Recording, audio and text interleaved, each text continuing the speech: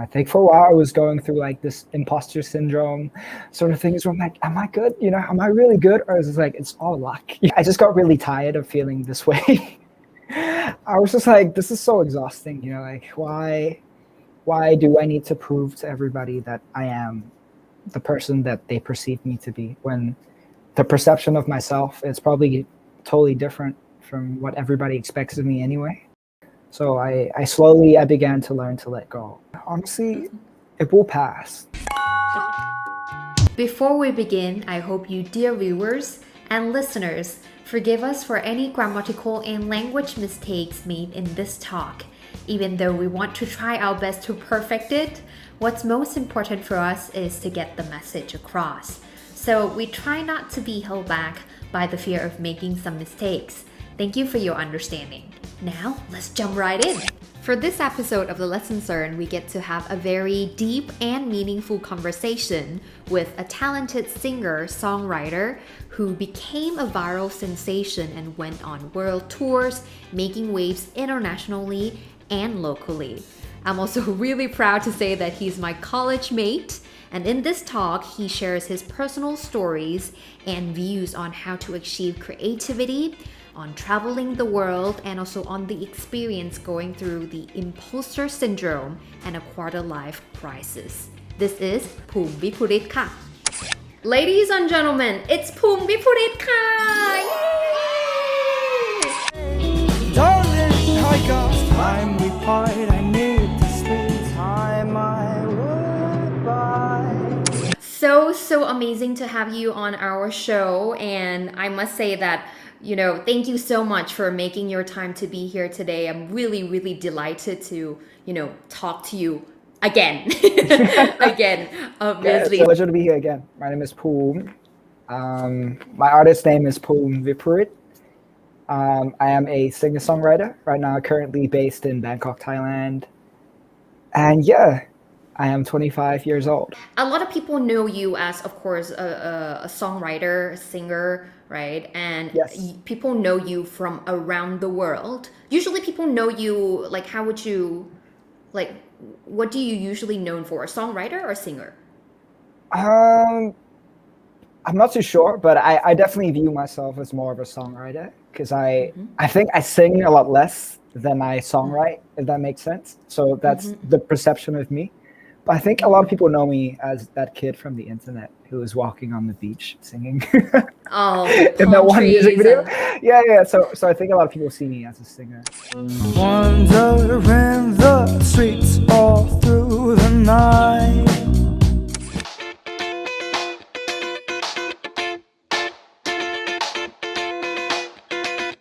First of all, I think we need to talk about you.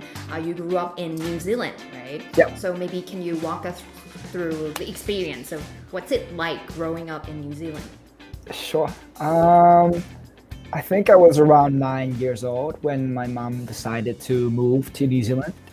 She got a job as a graphic designer in a small town called Cambridge, which is based in the Northern Island of New Zealand. But we didn't move to Cambridge. We moved to a small city called Hamilton, New Zealand. I just lived in one neighborhood the whole 9 years that I spent there. Looking back in hindsight at all of it now, I think it shaped me to be who I am today more than anything else. It inspired my love for music or creative things in general. And I feel like a lot of the motto that I have in life is it was kind of inbred to me when I was in New Zealand. Yeah. Is there anything in particular that you think's like, oh, this is like the kind of experience or the kind of environment or atmosphere that shaped me or me as a creative person or artist today when you were in New Zealand? I think how the curriculum is set up ever since elementary school, middle school, and high school allows for a lot of choice. Like I remember when in middle school I already had a choice if I would take cooking or music or photography or like fine arts at a very young age, and I could just really kind of focus on that side of myself and kind of like kind of avoid the science classes and all that. 'Cause I really was bad at science. So the choices increased as I got to high school as well. You could pick since a very young age what you wanted to do. Specific things like I took calculus, I think, but I also took like photography, art design, and media studies at the same time. So it's just like a whole mix and match sort of learning experience. And from that came a lot of time for extracurricular activities. I sound like such an intellectual, like extracurricular activities, but you had a lot of free time after school to just be with your friends. If not that, you could always go to the music room or just hang out there until you say like 5 p.m. and 6 p.m. and then walk home. So everything was very convenient. Yeah. So you get to try things more. I think, yes. yeah, my point in all that is that I got to try so many different things growing up in New Zealand. And not that choices are limited elsewhere, but just from my particular experience, I felt like I found myself quite at a young age, just because I got to try and dive pretty, not deep, but I got like a taste of everything as I was young. Yeah. That's amazing. So that's how you find out like what you like, right? Otherwise you'll be like into this like, oh, I don't like anything at all. I'm so lazy. Like, that's amazing. Okay. Now, when you came back to Thailand, were there any revert culture shock that you have? Yeah. Like something that you a lot, right? Something that you have to maybe surprising or something that you have to kind of like put in the effort to adapt to it. I think everything was a shock to me when I came back. Even though I was very fortunate that I flew back to Thailand every Christmas or once every 2 years, something like that. To really come back and live here full time was quite a change. Everything and lifestyle, and I wouldn't say I had to change my personality to kind of fit back into Thai society, but it's like you've been away from the youth culture of Thai people. And for me to come back and get thrown right into MUIC, get thrown right to away. I think I was free for around 6 months, and I enrolled in MUIC, and then to get thrown to like orientation, everybody's dancing and singing all these Thai songs, and it was a lot to take in. But I think I survived that process because I think people are generally pretty kind, and they I always felt like I was a bit of a third culture kid, and I felt a little separation at the start. But as I understood more about how things work culturally in Thailand, I felt like, well, it's no different really. Everybody just wants to get along. It was quite like a comfortable experience in the end because I found a lot of kids who identified as third culture as well. And for people who don't know what third culture kid is, it's someone who basically grew up in a different place than your own place of origin, if that makes sense. So you kind of feel like there's this internal conflict within you, like, are you Thai? Are you a Kiwi? Are you Thai Kiwi? Are you Kiwi Thai? It's always So constantly going confusing. on in my head. Yeah, so but I found friends who lived abroad and used English as their first language. So it was nice to find that communication once I assimilated back into Thailand.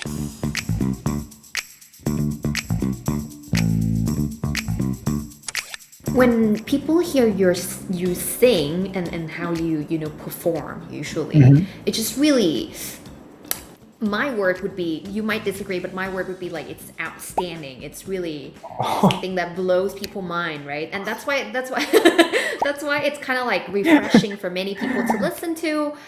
And that also leads to maybe, I think, and not just you, but also many talented artists out there, that people would just have the assumption that for a person to become a talented artist like this, it takes something in it. It takes like a pure talent, like something like you are the chosen one to have that kind of like ability to be able to do what you're doing right now. To what extent do you agree with that kind of assumption that people may have? I can only really speak from my perspective on like the story that I've lived personally. I don't ever really think that I was really chosen for this. in my opinion, like I just told you my whole story. I'm just like I probably just make it too far, but no, but it's really a compliment for you to say that. Like for me, I never really saw myself coming this far and having this much fun, playing music and performing for people. But it just turns out that for me, I found so much joy and purpose in it, in traveling and getting to play for people, that it's kind of become the only thing that truly makes me happy in like a career or even personal life sort of thing to do. Um, I don't think someone can just be born with it and then just succeed like that. I think that's impossible. I think you have to be someone with a certain amount of drive and passion, that no matter what the obstacles are in front of you, like no matter how many years it takes for you to gain that traction, gain that following, gain that audience that becomes like an income for you to actually have an actual career, that you still push through because you actually love the creative thing that you're pursuing. I think that shows in people when I see really, really great artists that I respect, or performers, or anybody in whatever field that they're in. I don't think you can just be born to be a star. Yeah.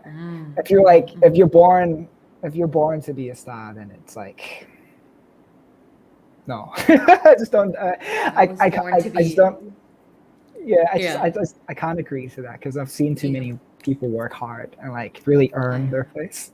So you definitely have to earn it. Yeah. For sure, for sure. Has it ever get tiring, or were there any sort of like struggles that you have to go through in order to become the independent artist that you are today? Struggles. I was lucky that I started like the professional music career when I was, I think, only 19, and like first year of college. So I think I was pretty underground for like 4 or 5 years when I started out, but it didn't really matter, because it wasn't a full-time job at the time for me, because I was like, okay, I'm pursuing film school. I really want a good BA in film production right now to do whatever I want to do with it in the future. So my focus was always education. And music was always kind of like, okay, I got some free time. Let's go shoot a music video. Something like that. So I guess from my circumstance, it never made me have this expectation for music in the first place. So I think during that first 4 or 5 years, I wouldn't say any major obstacles. Of course, sometimes I would be kind of frustrated. Like I would release something like, oh, I thought people would react to it quite differently. Or like, I thought, okay, this is pretty nice, but you guys don't think so. So it's like, oh. But I think I'm the kind of guy who gets over things pretty quickly. Just like, okay, there's tomorrow. I can try again always. I think I hold on to that attitude with a lot of things in life and in creative things. So I never stopped creating until came the graduating year. I did my thesis film, and my new song was out for like 2 or 3 months, and suddenly all these opportunities came in to travel abroad, and I just went with it, like, yep, if this is the timing that my life has to be in, then I'll follow through, go with the flow. Yeah. What would you say is the biggest challenge for you in building your or pursuing your music career? I think it's finding your footing as an artist, because nowadays I feel like it's very hard to be original. I think I think you've heard the saying in creative work or creative music, creative whatever. It's like everything is just a copy of another copy of another copy, and and as much as I don't like the way that sounds, it's kind of true. Like you're constantly inspired by things that have been, created by someone else, and before that, it was created by someone else. So you're taking these subconscious references in your head all the time. So for me, it was finding my footing and like my signature as an artist of like, okay, this is what makes a Phum Viphurit song a Phum Viphurit song. This is like, even though I'm trying out different genres or different, sonic options or like different aesthetics in videos, what is it the one thing that makes my music distinct and personal to me? that was the biggest challenge in the first 4 years or 4 or 5 years of being a musician. And even now, I feel like it will always continue to be a challenge in a good way, because you have to always strive for authenticity and originality in the world that, seems like there's no originality left. It's always a challenge.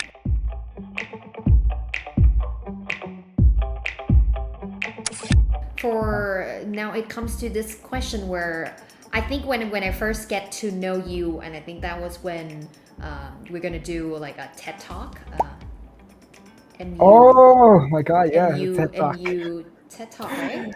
Yeah, and Yeah. you were the guest, and somebody introduced you to me and was like, "You don't know Phum? Oh my god, where have you been?" and back then, and that was way before Loverboy kind of like gained the popularity as it is now today, right? And I think the first thing that people mentioned it to me is you not deciding not to sign with like a big entertainment company or record level in Thailand. So for many people, it must be quite tempting, to sign with like a big entertainment company in Thailand. So like, oh, maybe I can do this and go further and take a great leap forward or something like that. So for your case, why did you decide not to sign it? Okay. I think back then, like way back then, it was probably because those opportunities never came. I was too kind of like too unknown back in the day. But I think nowadays, when I do have a lot more options and a lot more people approaching me from different spectrums of the music industry, why I've still decided to kind of take it slow and kind of maintain this model of music business, I guess, is I really enjoy that I can really take my time with it. Not to say that if you sign with a big label, then they just consume you and turn you into a product, but it has been a common trait when you go to sign with bigger labels that you take whatever work that they give you. It's totally fine if you want to go that path and become a more commercial figure in music or in influencer. There's nothing wrong with that. Just for me personally, it was not really what I desired or desire even now and to this moment. So I've chosen to work this way because I can have a lot of control over almost every aspect of my own work. It's timing, it's overall polish, it's beginning, it's end. I want to be there for every part of it. That's amazing. That's amazing. I'm just a control freak. To simplify that, I like to control everything. So like I can relate 100%. It's kind of clear to you, to choose and not to choose things. So I think it's now knowing the reasons behind it is kind of like, oh, it makes sense now. Of course, there is always like a give and take, right, into whatever path you're walking. Exactly. With bigger distribution or bigger labels, you kind of get this not the lure, but like you get the reward of having more exposure, more people backing you up financially and all that. But you do kind of lose a few things along the way as well. That's just how I feel. But you just have to do whatever is right for your vision as a creative person in your own time. I don't feel like there needs to be a rush to kind of hit that financial goal. Like unless that is your goal, it's totally fine. But for me, it's kind of like, okay, I want to explore all that I can creatively with no exterior pressure. That way I can create something that will last me a lifetime, if that makes sense. Totally. So sometimes when we take the really, how to say, the fast train, it's kind of like, oh, we start losing control of everything.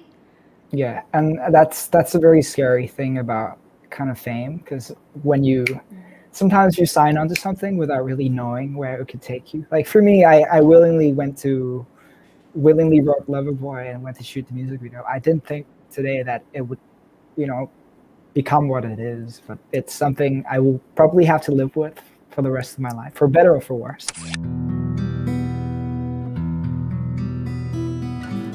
Of course, now that you're talking about the how Loverboy actually like blow up, it becomes the internet sensation, YouTube sensation, and you become the. I have to say I'm not actually claiming this myself. I read it from articles that talks about you. You became the worldwide sensation. You became the world's lover boy. So of course it's. I mean, and for Who wrote someone that? like you, I don't know. Like I couldn't trace back to that. Maybe it's me and my team.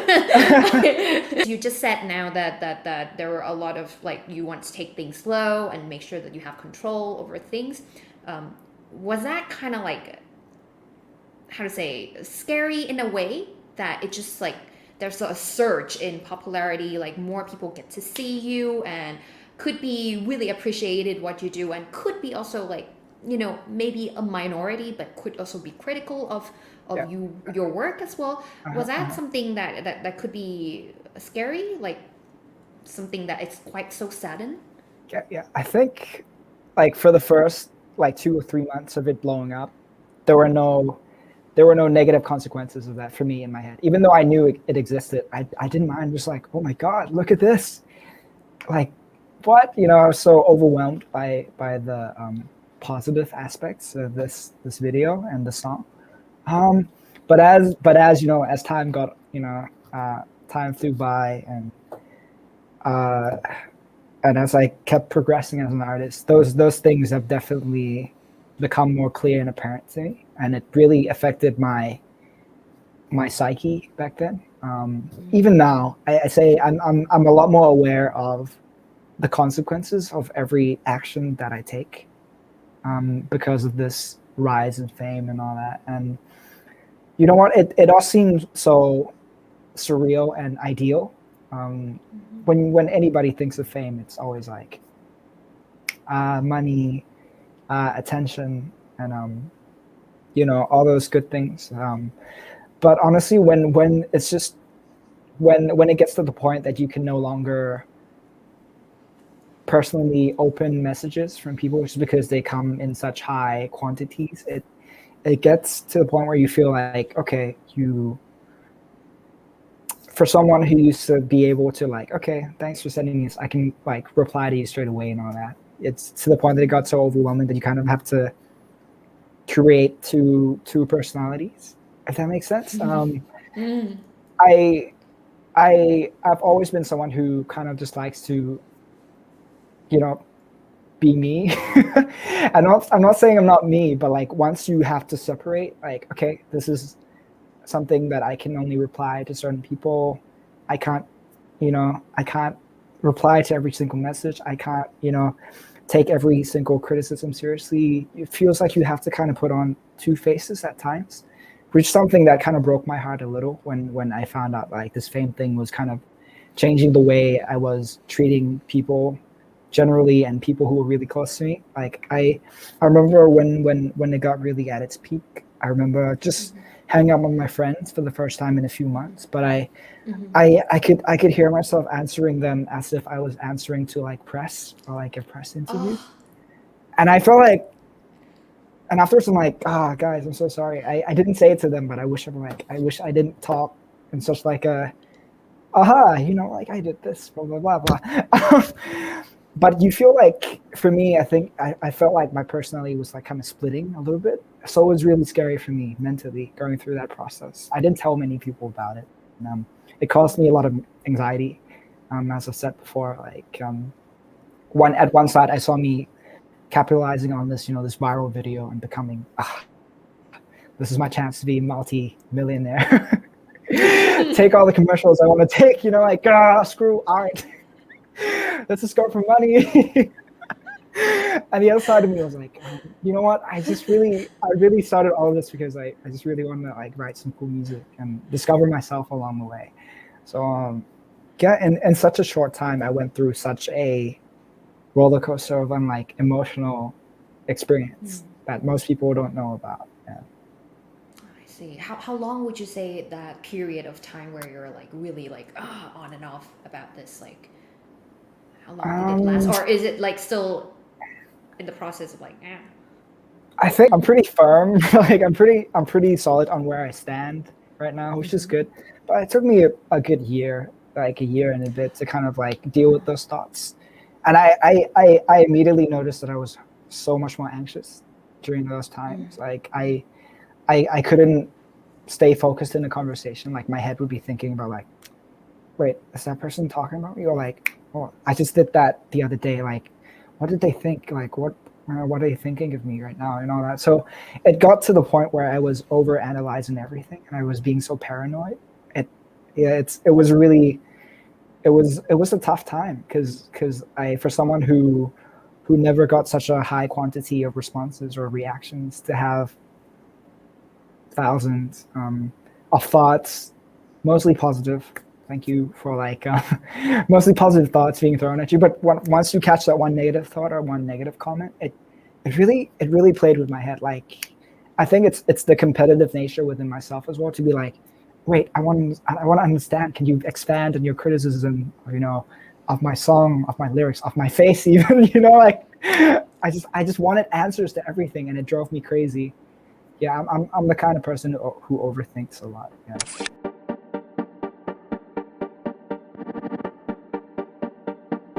you respond to that sort of like all criticism that you get?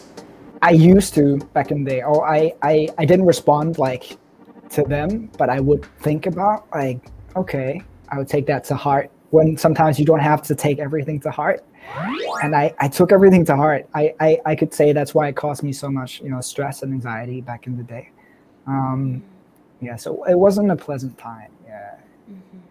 After some time, do you get used to that, or you feel like it still affects me, but I learned to let go maybe like a little? Around a year after that, after getting to travel and rest a bit, it just kind of, I think I just got really tired of feeling this way. I was just like, this is so exhausting, like why do I need to prove to everybody that I am the person that they perceive me to be, when the perception of myself is probably totally different from what everybody expects of me anyway. So I slowly began to learn to let go. It wasn't instant. It took me a long time to kind of be like, you know what? This is the best I can do, and I shouldn't focus on the result of things or the feedback of things. Just as long as I am enjoying it, that's enough for me. I could really handle it a lot more effectively. I would be like, okay, I don't know you personally, and you probably don't know me personally, so it's okay. Things like all these like negative comments still affects me a lot, but I think when I now these days, especially people commenting about like your face, how you look, I'll get like, oh, that's funny. Yeah, that's true. Like I look like blah blah blah, and that makes me feel so much better. I think we kind of have to reach a certain point where you're like, oh, I can't do this anymore. I can't be feeling like this anymore. So that we learn how to like let it go, right? Yeah. I think it's kind of detaching yourself from your ego. I think ultimately it is that like I think when you're very deeply involved in the creative world, it's very hard to detach yourself from your ego, because your ego is basically what makes your art what it is. So like it's kind of like you're betting like against yourself constantly. Be like, okay, you don't have to have your ego like super proud, super out there all the time. People are free to have their opinions of you, of your work. And yeah, it's like you said, I think the sooner you learn to laugh about it and kind of just brush it off, it's so much better for your health. Yeah.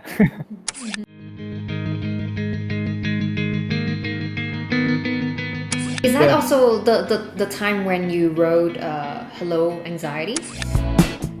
Hello anxiety, you've come to keep me company. It came a lot from these experiences of kind of like, identity, dealing with fame. I think for a while I was going through like this imposter syndrome sort of things where I'm like, am I good? Am I really good? Or is it like, it's all luck? I read so many articles online trying to self-diagnose myself with some sort of, something to explain what it is I'm going through. And I think the closest thing is like imposter syndrome, something along those lines. And I wrote Hello Anxiety out of those feelings. Yeah.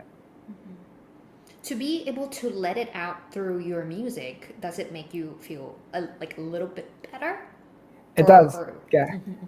For me, it was really liberating to kind of, I would have been lying to myself if I wrote a song that was super like, not about me being anxious.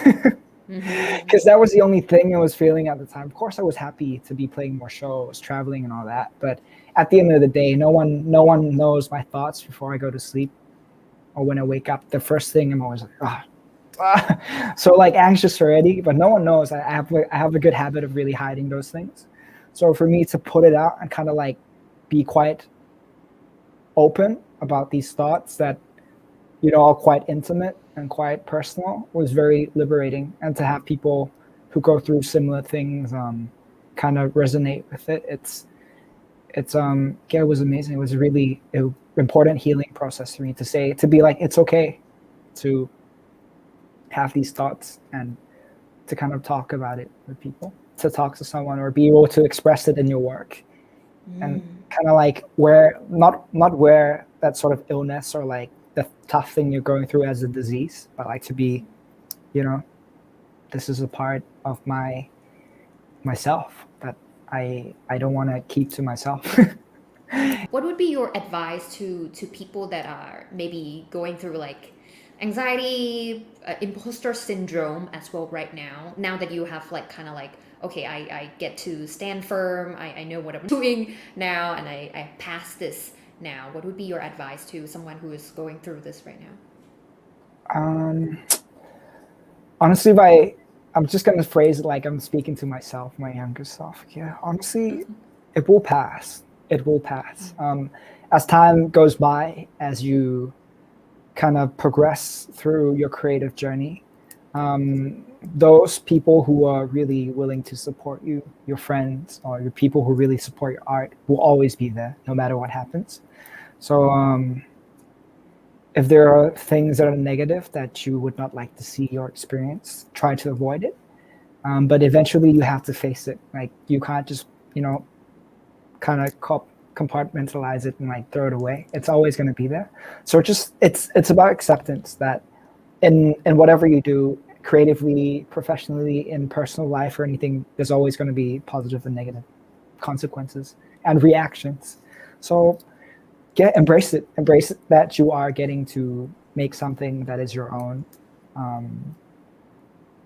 Embrace the fact that you are alive and, getting to do what you love. Like that alone should be enough for you to overcome anxiety, imposter syndrome, or anything you're facing. Just that one more chance to write something new, make something new, or do something that is you. It's still like another chance to take control of things. So I wish I had this mentality back then, so I wouldn't worry so much. But yeah, that would be my advice. Take your time with it. It's not going to come in like 2-3 days, of seeing this video. But just remember that it will pass. Yeah. Amazing. Yay. Yeah. That's kind of like everything we kind of need to hear right now. Okay.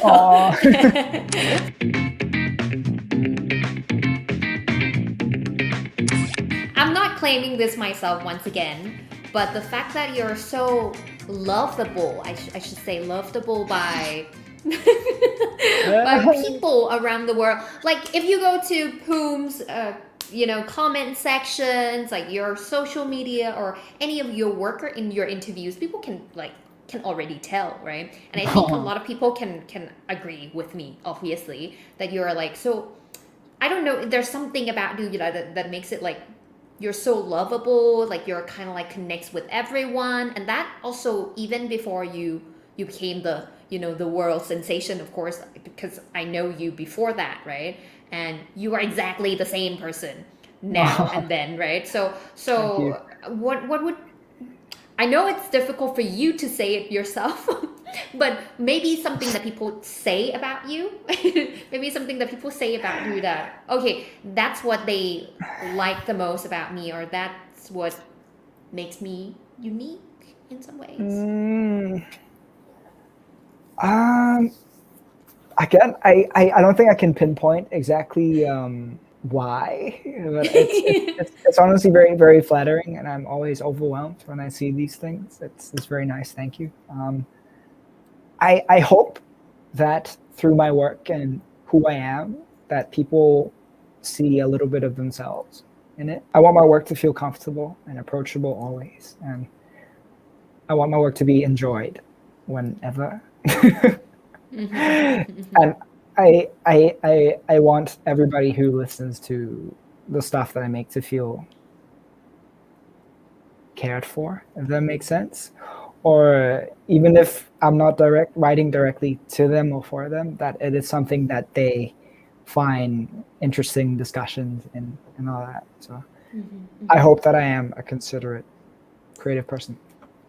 That makes I'm that's not, kind of like I'm your not sure that slogan. makes sense. I'm just like, That's like your tagline. Can I be a considerate, creative person? Like, is that even possible? Yeah. That's originality right there. So Off the top of my head, I'm like, what am I saying?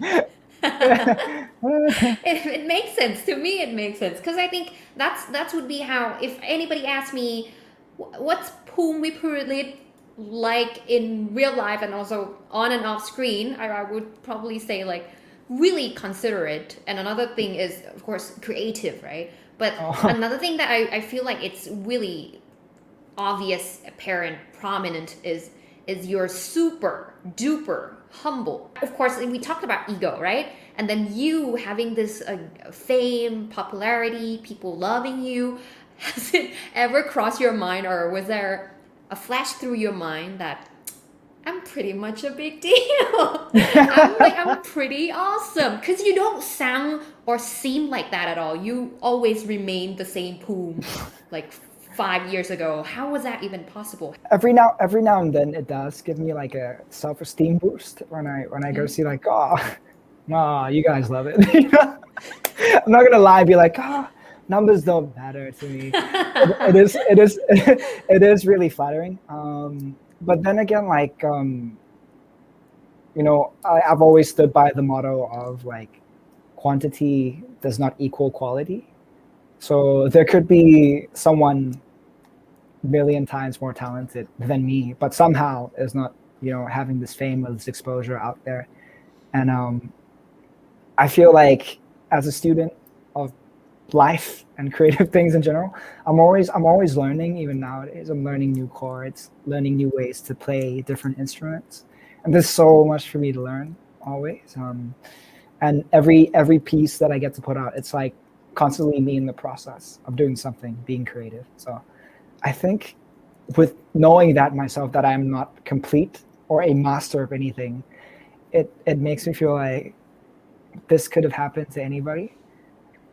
So there's no point for me to be like flexing all that I have right now, because it could happen to you watching right there, you.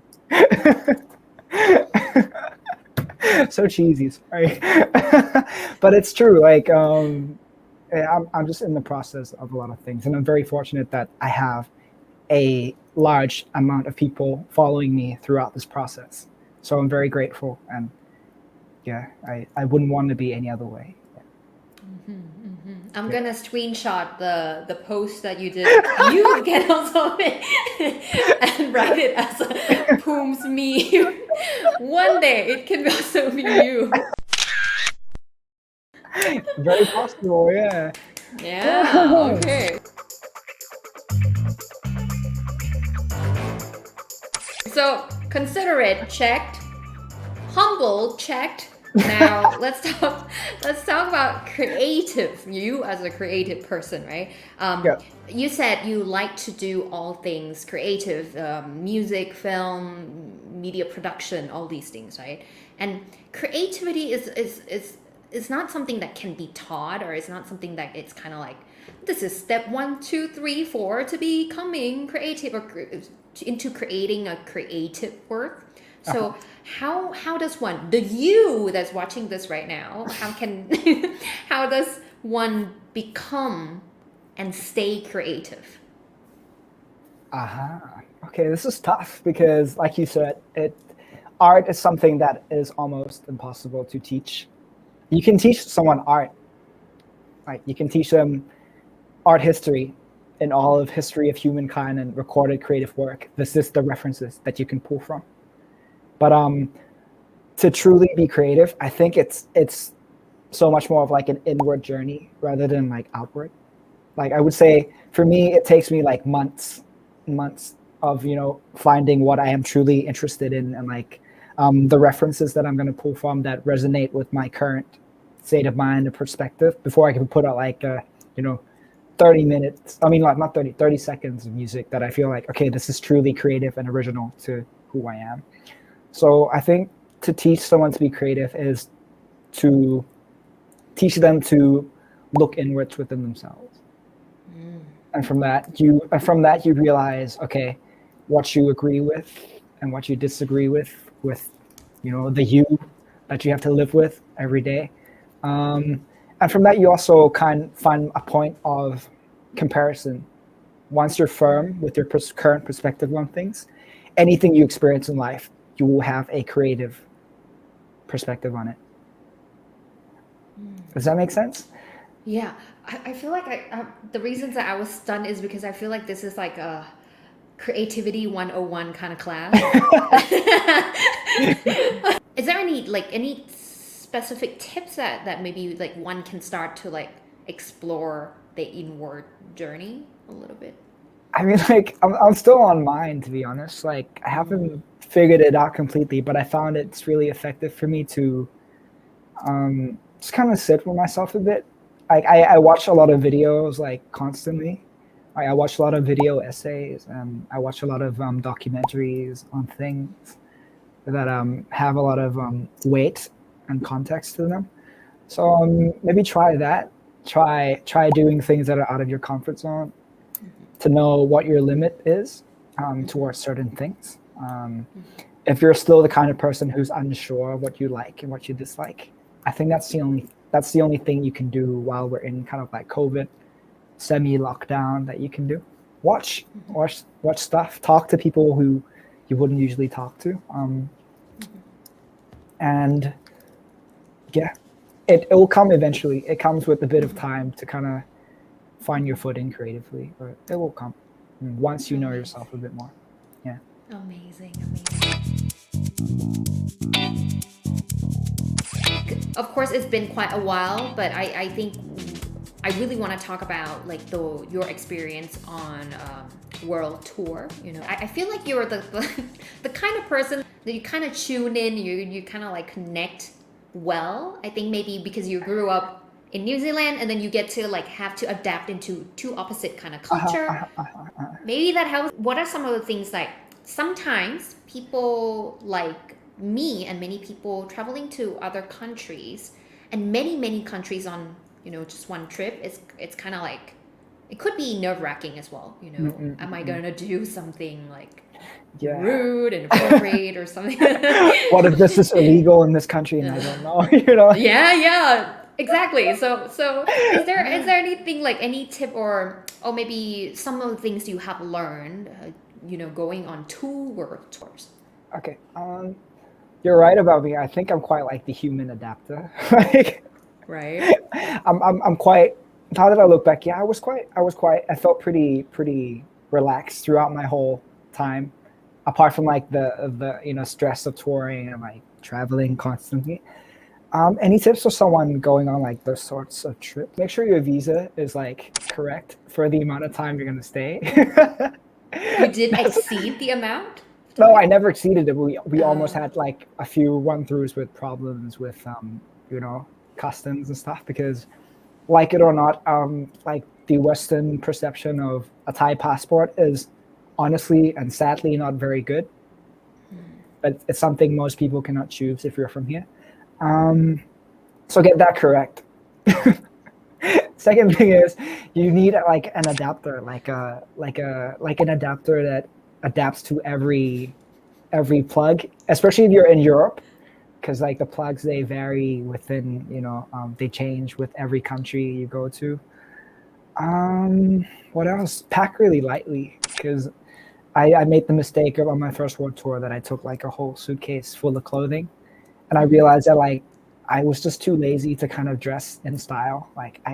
You assume that you go to Europe, you're like, oh, you dress all cool and get your photos taken at every like landmark. But you're just like, when you're actually there to work and travel, you're just too tired. So I just ended up wearing like one sweater, one pair of pants the whole trip. So I would have packed really lightly. So yeah. Those are my top 3 things. Yeah, to travel with. It's truly life hacks. it's truly life hacks. How about the mental preparation?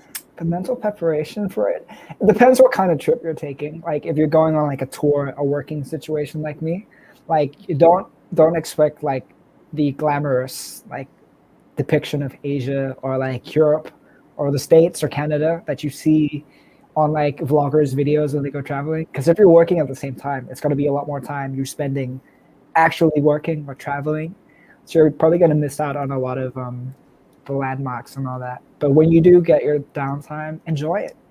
Live, like do things that you wouldn't do if you were in if you weren't a tourist. Do all the cheesy tourist things, because you're not going to get to be like a tourist, on a constant basis. Enjoy the moments when you do get your downtime is my advice. Yeah, do a little bit of research before you Sure.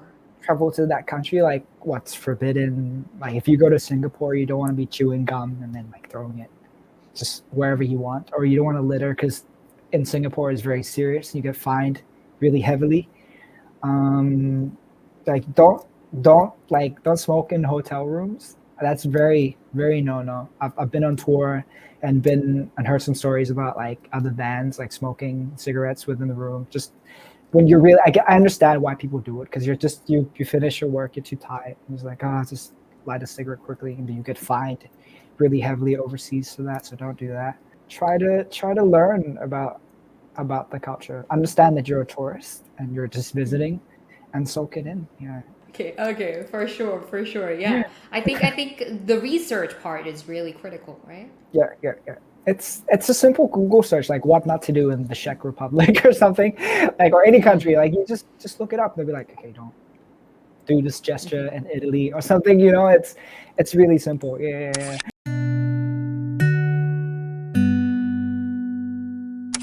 What are some of the things that you feel like, it's a big things going on in your life that you kind of reflect on that through your music? I think that kind of direction in my writing is from the fact that everybody is basically now stuck.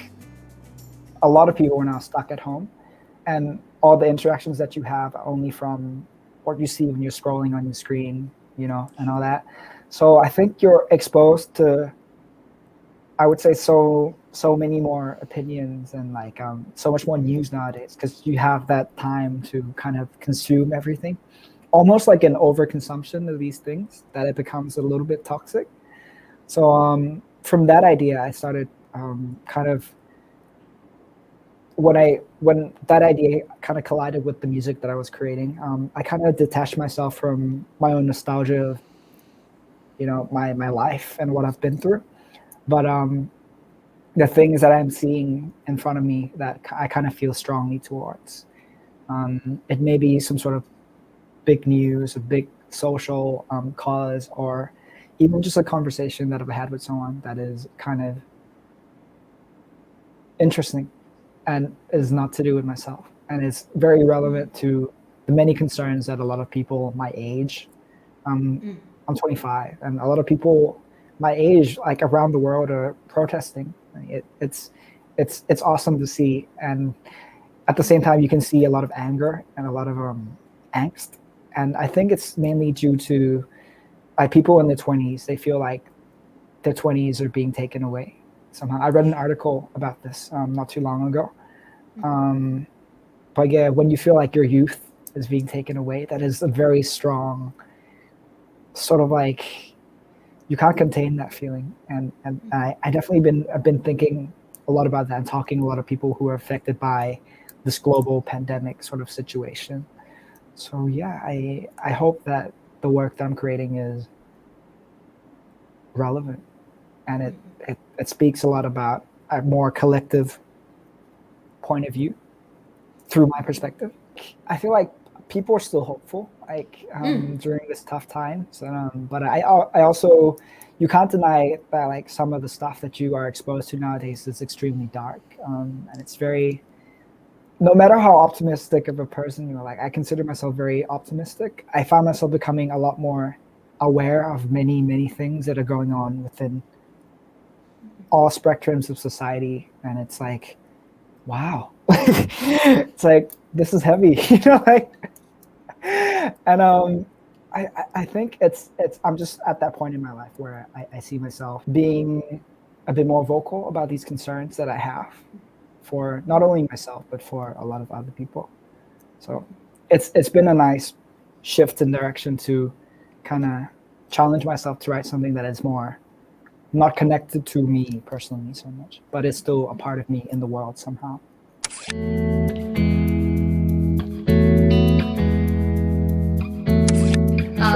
For people going through in your age or maybe younger, going through a quarter life crisis, what would be maybe not advice, but like something that you could share about your experience and how you got through it or something like that?